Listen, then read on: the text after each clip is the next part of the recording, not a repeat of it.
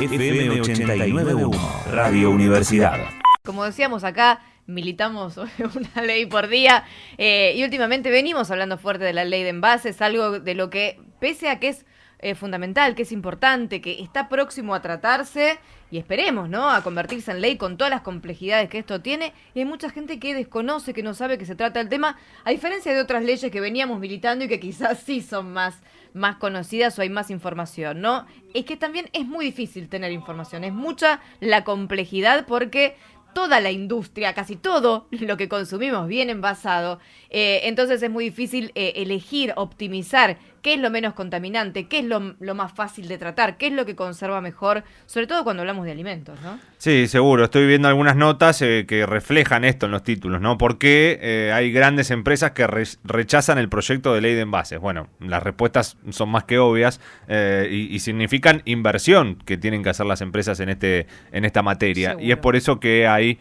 muchas voces en contra. Pero bueno, está la situación de querer tratarla dentro del recinto, por lo menos antes de fin de año, parece un poco lejano, pero bueno, para hablar acerca fundamentalmente del espíritu de la ley, después se verán las cuestiones más políticas, ¿no? Cómo influyen esos lobbies en algunos legisladores o legisladoras, sin importar partido. Y nuestra parte también, ver qué podemos hacer como consumidores y consumidoras. Total. ¿No? Así que vamos a hablar con Agustina Grasso, ya hemos charlado con ella en otras oportunidades, periodista ambientalista que nos atiende muy amablemente en esta tarde. Hola Agustina, ¿cómo estás? Aquí Mauro y María. Hola Mauro, hola María, ¿cómo están? Un placer. Bueno, muchas gracias por atendernos. Gracias. Como siempre. Bueno, Agustina, contanos primero de qué se trata para todos los que no estén en tema, fundamentalmente algunos de los puntos básicos de esta ley de envases. Bueno, buenísimo. Bueno, esta es una ley, en realidad se llama Ley de Presupuestos Mínimos de Protección Ambiental para la Gestión Integral de Envases y Reciclado Inclusivo, ¿no? O sea, se le suele decir Ley de Envases con Inclusión Social. ¿Por qué con inclusión social? Porque esta es una ley que lo que busca es poder brindarle recursos al sector de reciclado y a todos los sistemas que tienen que ver con unos envases, digamos, más amigables con el planeta, poderle brindar recursos y poder dejar de fomentar todo lo que serían envases hechos con plásticos que no pueden reciclarse, con multilaminados, ¿no? Porque como bien sabemos, o tal vez no, porque ahí escuchaba lo que decían ustedes de los consumidores y las consumidoras, que a veces compramos, ¿no?, cualquier alimento, cualquier, producto de limpieza, cualquier bebida, ¿no? Y no sé cuánto nos ponemos a pensar de qué están hechos esos envases. Si esos envases después se pueden reciclar, no se pueden reciclar. Es como que hay como una confusión siempre, ¿no? Y un poco esta ley lo que viene es a fomentar que haya más envases que sean reciclables, que haya más sistemas de lo que sería, por ejemplo, envases retornables, que antes era como mucho más, quizás más común, ¿no? Y después empezamos como en esta era más consumista de que es todo descartable, lo tiro y ya, y no nos olvidamos que tal vez esos envases después el día de mañana terminan en un basural a cielo abierto, en un relleno sanitario, en el mar, ¿no? En la boca de un pez. Digo, es como que hay un montón de cosas que pasan con los envases post-consumo que no somos conscientes, y un poco la idea de esta ley es fomentar que sean envases reciclables, ¿no? Sí, también decíamos antes, cuando empezábamos el programa charlando que íbamos a hablar con vos, trasladarle un poco esa responsabilidad también a las empresas, no solamente al consumidor, que bueno, tiene o debería tener una conciencia, una responsabilidad, pero está claro que primero no tuvimos una educación, o por lo menos yo y la mayoría entiendo que no han tenido una educación como corresponde con respecto al cuidado del ambiente, pero tampoco hay muchos que tienen los recursos, la posibilidad, el tiempo de hacerlo, y es un poco eso, ¿no? También decirle a la empresa, bueno, hacete cargo de esto que lo estás generando vos, más allá de que lo estoy consumiendo yo. Exacto, o sea, lo que busca esta ley es generar una tasa ambiental, ¿no? Entonces, lo que genera esta tasa mal llamada, que en realidad eso es lo que quisieron instalar la semana pasada, digamos, lobbies empresarios y lobbies de cámaras que está relacionado con envases, que esto era un impuesto, pero en realidad no es un impuesto, esto es una tasa ambiental. ¿Qué quiere decir esta tasa ambiental? que los productores son quienes deberían hacerse cargo de la gestión y de tener una gestión clara de ecológica con sus envases. Entonces, si vos tenés un envase que va a ser de plástico reciclado, si vos vas a fomentar esto que decíamos hace un rato también de la economía circular, ¿no? De reutilizar y todo eso, la tasa cada vez es más baja, ¿sí? O sea, digamos, la tasa premia todo lo que sería envases que están relacionados con lo ecológico. Entonces, algo importante de aclarar es que el valor de la tasa, según la ley, lo que dice es que no va a superar el 0,6% del valor de la canasta básica y que tampoco podría ser superior al 3% del precio mayorista de venta del producto envasado. Esto es importante porque por ahí también salieron a decir algunos funcionarios y algunos concejales de Juntos por el Cambio que esto iba a aumentar el IVA, no sé, unas barbaridades que salieron a decir en un montón de medios y que de verdad que me parece súper grave porque es importante poder informarnos y poder leer la ley y ver bien qué es lo que dice, ¿no? Y también en comprender la importancia que tiene esta ley. Como bien ustedes decían, quizás se habla poco, la gente no termina de entender, se cree que esto es como una especie de caja negra, ¿no? Que se quiere recaudar y no se termina de entender esto que bien vos decís, o sea, las industrias están insertando plásticos y plásticos dentro del sistema, ¿no? Y nadie se hace cargo y después sufrimos entre todos las consecuencias de estar cada vez emanando más envases que, como decíamos antes, terminan en los basurales o terminan en los rellenos sanitarios, ¿no? Y Agustina, ¿cuáles serían las opciones que tienen esas empresas, para no pagar esta tasa, ¿no? Digo, me refiero con respecto a, no sé, por ejemplo, hay algunos shampoo que últimamente vienen como un jabón, ¿no? Que no Sólido. necesitan shampoo sólido, por ejemplo. Digo, ¿cuáles son algunas de las opciones que tienen las distintas empresas, no solamente de shampoo y demás, pero estos distintos envases, para cumplir con esta reglamentación? Modificarlos, decir qué es lo que se puede hacer con ellos después, ofrecer algún tipo de retorno de ese envase. ¿Está contemplada esas opciones? Sí, exacto. O sea, en realidad lo que se plantea, la tasa, digamos, el valor de la tasa está determinado por el peso, el material y las características ambientales del envase.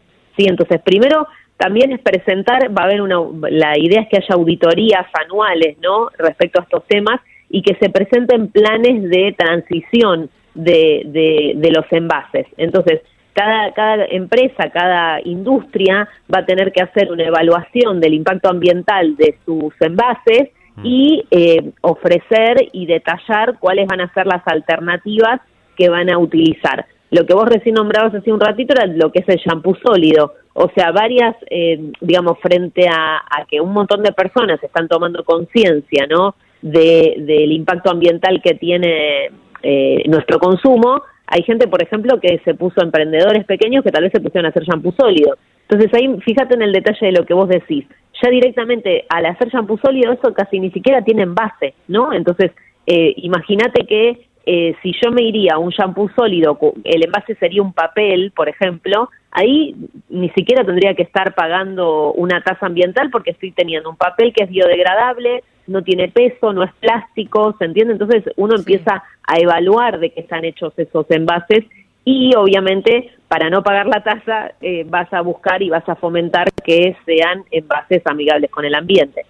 Agustina, ¿qué tal? Antes de pasar a la parte inclusión, ¿no? de este proyecto, para cerrar un poquito el tema de los envases, también está muchas veces la complejidad, ¿no? del reciclaje, ¿no? de esos envases. Muchas veces pasa que, es menos contaminante, pero reciclar es más complejo. A veces cuando nos ponemos a evaluar el Tetrabric, la lata, el plástico, ¿qué elegir cuando tenemos posibilidad de elegir? Por ejemplo, las gaseosas o la leche, ¿no? que viene en distintos envases, ¿no? ¿En qué nos tenemos que fijar como consumidores, como consumidoras a la hora de elegir el envase?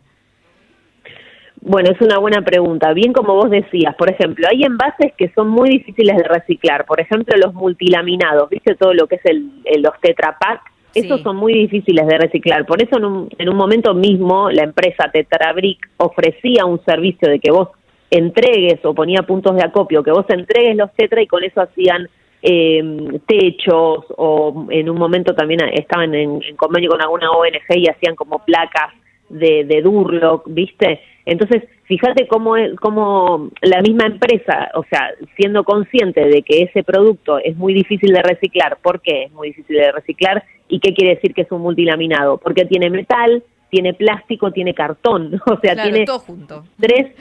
tiene todo junto por esta idea de que tal vez, no sé, o contiene líquidos, o tal vez por la idea de refrigeración, ¿no? Y que no sea muy pesado. Entonces, es muy difícil de reciclar. ¿Por qué? Porque se tendrían que separar cada uno de esos componentes, y cada uno de esos componentes después tendría que ingresar a la industria de manera distinta, entonces ya se complica. Otro, por ejemplo, envase que es muy complejo de reciclar es el telgopor. El telgopor en su base está hecho de plástico, pero está llevado como un extremo de mucha alta temperatura, entonces también si vos querés reciclar telgopor es como difícil porque ya está como llevado al extremo, ¿no? Digamos, ese material. Entonces hay materiales que son más amigables, siempre, por ejemplo, lo que sería el cartón reciclado, lo que sería, por ejemplo, el plástico reciclado, ¿no? El PET es muy fácil de reciclar también. Por eso hay a varias veces botellas que demonizamos dicen, muchas sí, veces el plástico, pero a veces con el proceso el proceso óptimo, o sea, que no termine en la basura, es preferible eso ante otras opciones a veces, ¿no? Y sí, a ver, dependiendo todo, por ejemplo, también el metal es muy fácil, es también más fácil de reciclar, el vidrio, ¿no? El vidrio se vuelve a reutilizar. Creo que acá también, como ustedes decían antes hace un ratito, es importante obviamente la educación ambiental, o sea, empezar a entender de qué están hechos los envases, saber separarlos en origen, poder llevarlos a lugares de reciclado. Entonces también la ley lo que busca es que se pueda fomentar estas cooperativas, estos espacios de reciclado con mejor tecnología, que las personas no estén laburando al sol, sombra, ¿no? Lluvia, sin ninguna clase de derecho laboral, porque también pasa eso, ¿no? Sí. O sea, como no está fomentado el sector del reciclado, no tiene condiciones dignas, o muchas veces los municipios tampoco tienen planes serios de reciclado, termina todo en el mismo lugar, ¿no? Y la gente desconfía y termina tirando todo en la misma bolsa. Entonces, bueno, es importante que cada persona también y cada sector de la sociedad se haga cargo de la parte que le compete, ¿no? Bien, ahora en cuanto a la parte de inclusión, bueno, vos recién mencionabas, ¿no? También los derechos laborales y demás. ¿Cuál es la participación del sector de recicladores y recicladoras en este proyecto?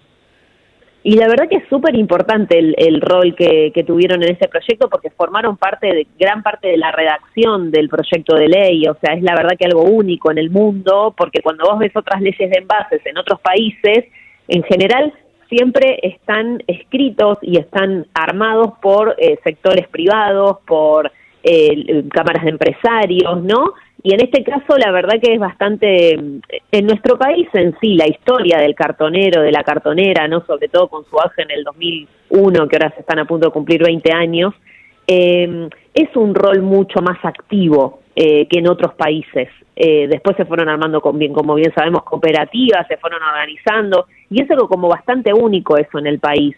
Y la verdad que está buenísimo que en la ley esto se pueda ver, ¿no? Que digamos, es una pata súper importante poder incluir dentro del sistema a los recicladores y recicladoras, por eso se llama Ley de Envases con Inclusión Social, que es una lucha que también en nuestro país se dio muy fuertemente en su momento con la Ley de Basura Cero en Ciudad de Buenos Aires, que la verdad es que se los quería dejar afuera, ¿no? A todo lo que es el sector de cartonero. Entonces, bueno, la verdad que es súper importante en este caso el rol que está teniendo la federación y todas las cooperativas en esta ley.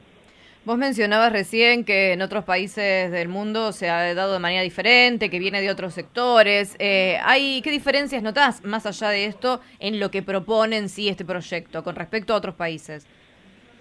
Bueno, por ejemplo, en otros países sucede que tal vez, esto que te digo, o sea, que no, el sector del reciclado no está tan incorporado, ¿no? Entonces, esa es como una crítica que se suele hacer a lo que sucede en otros países.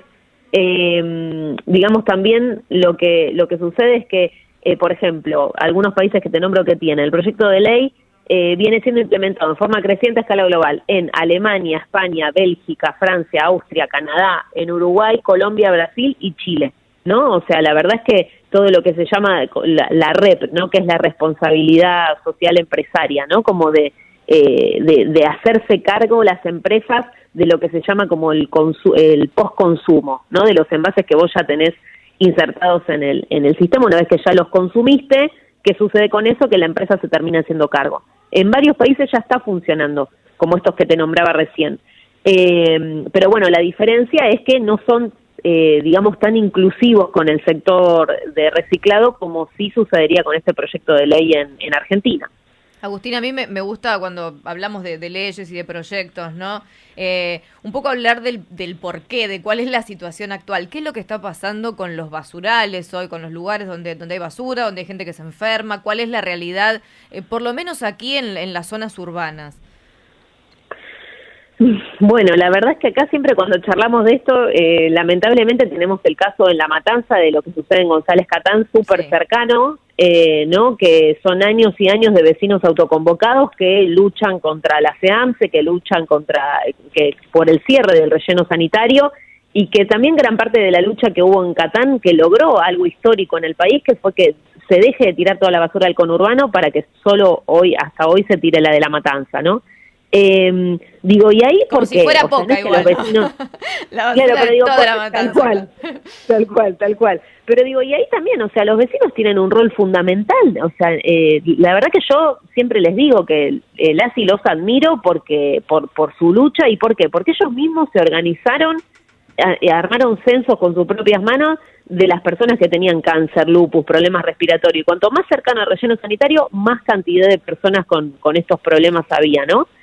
Y la verdad es que ahí vos ves, o sea, ese es un ejemplo, y que después eso se traslada a otros basurales, se traslada a otras zonas de sacrificio, que es donde están los basurales a cielo abierto, los rellenos sanitarios, y que sí, las personas sufren en carne propia las consecuencias en la salud de la basura mal gestionada. O sea, porque esto es basura mal gestionada, no es que si yo tiro, o sea, si estamos diciendo esto, si yo fomento un sistema de reciclado, si se vuelve a la circularidad, si composto, porque esto es súper importante. Yo en mi casa puedo tomar medidas para disminuir los efectos que tiene la basura, ¿no? Sí. Digo, puedo compostar, puedo separar, y mínimamente es lo que voy a tirar a un relleno sanitario, o si lamentablemente no hay un relleno sanitario en tu barrio, lo que tires a un basural a cielo abierto puede ser lo mínimo.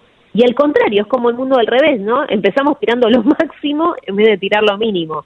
Y lamentablemente en Argentina hoy hay más de 5.000 basurales a cielo abierto, digamos, hay un plan de erradicación de basurales a cielo abierto, pero que va avanzando muy lento, que tiene que ver con instalar más plantas de lo que ellos llaman, lo que el gobierno nacional llama ecoparques, que vendrían a ser como plantas de separación y relleno sanitario, para tratar de erradicar los basurales a cielo abierto. Pero bueno, es algo que también cuesta, porque bueno, son planes que son, la verdad que dependen del Banco Interamericano de Desarrollo, se están pidiendo créditos internacionales, entonces bueno, todo eso también lleva, digamos, un proceso burocrático y lento, pero clave, y yo creo que esta ley es súper importante para este camino de empezar a gestionar bien de una vez por todas la basura, porque no nos damos cuenta, nos creemos que el planeta es un barril sin fondo, ¿no? Entonces seguimos consumiendo y terminamos nadando en un mar de envases, ¿viste? Sí, es que además es una sociedad que fomenta, ¿no?, el consumo. Por eso es tan importante que más allá de la toma de conciencia del consumidor y la consumidora, que no se generen, ¿no?, estos envases, que se generen con el mínimo impacto posible. Es importante esta ley en conjunto con otras leyes, ¿no?, con la educación ambiental, con los productos de gestión menstrual sustentables. O sea, hay distintos sectores que vienen trabajando por separado en esto. Se necesita una ley integral y completa, ¿no?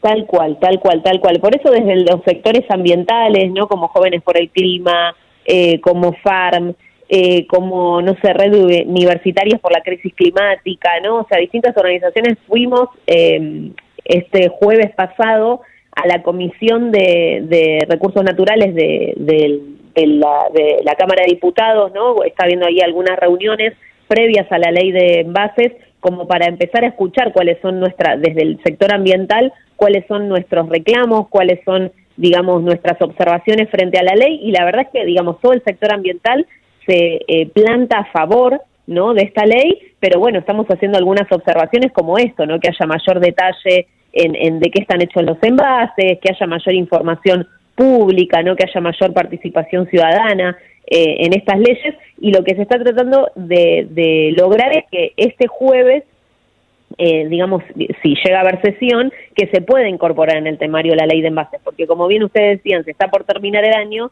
y está un poco difícil el tema de que ingrese, no sé, también como la ley de humedales, ¿no? Hay como hay algunos planteos fuertes ambientales que están quedando afuera del año legislativo, y la verdad es que son sanciones importantes, ¿no? Sí, está la ley integral del VIH, también está la reglamentación del cannabis medicinal, está el abordaje de la violencia institucional, son algunas de las leyes que quedan para tratarse, que lo que pasa también, Agustina, es que estamos en un momento de recambio de legisladores, entonces ahí todo empieza a jugar ya, más allá de lo que importe o no las leyes, la cuestión política, ¿no? De ver quién queda al mando de la Cámara, cómo se dividen las fuerzas, entonces ahí empiezan a jugar otros intereses más allá del medio ambiente, ¿no? Yo me imagino a Agustina contando cada día que nos sale esta ley cuánta basura se genera, sí. ¿no?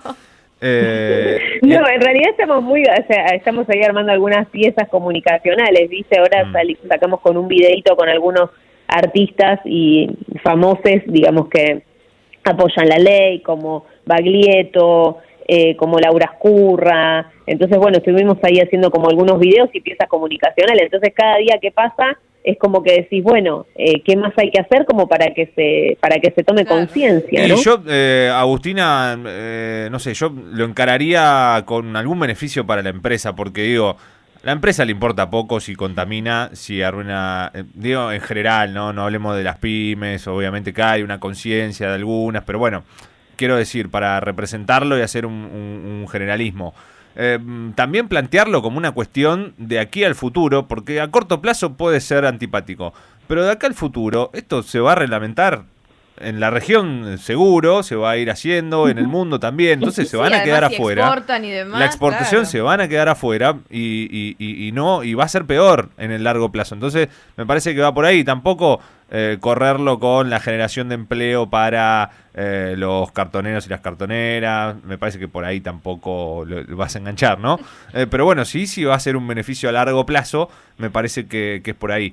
Así que bueno, Agustina, te dejamos, gracias por este tiempo, este rato largo que estuviste charlando con nosotros, todo muy claro, y a seguir pensando, ¿no? Para meter el lobby, gracias. También hay que meter nuestro lobby del otro lado. El lobby del bien, el lobby del bien. Claro. Por supuesto. Gracias, un beso grande. Un beso grande, chau. Agustina Grasso, periodista ambientalista, sacándonos todas las dudas acerca de esta ley de envases, que tiene un nombre larguísimo, que lo dijo al principio. Desde la Universidad Nacional de La Matanza, Radio Universidad FM 89.1. Siempre cerca.